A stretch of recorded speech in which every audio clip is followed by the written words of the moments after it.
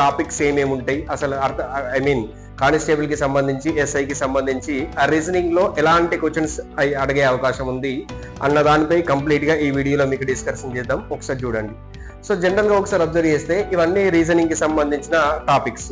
ఓకేనా, right. Already constables కి సంబంధించి కానివ్వండి, అలాగే ఎస్ఐకి సంబంధించి కానివ్వండి, మనకు కానిస్టేబుల్ కి సంబంధించి 200 మార్కుల ప్రిలిమ్స్ పేపర్ ఉంటుంది, అండ్ ఎస్ఐకి సంబంధించి కూడా 200 మార్కుల ప్రిలిమ్స్ పేపర్ ఉంటుంది. ఆల్రెడీ అది మీకు తెలిసిన విషయం.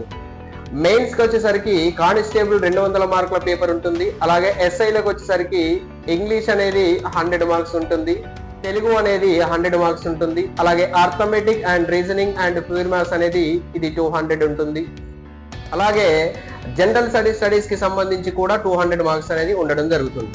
అయితే ఇక్కడ మీరు ప్రిలిమ్స్ ని కనుక అబ్జర్వ్ చేస్తే ఎస్ఐలో కానివ్వండి, కానిస్టేబుల్ లో కానివ్వండి 200 మార్క్స్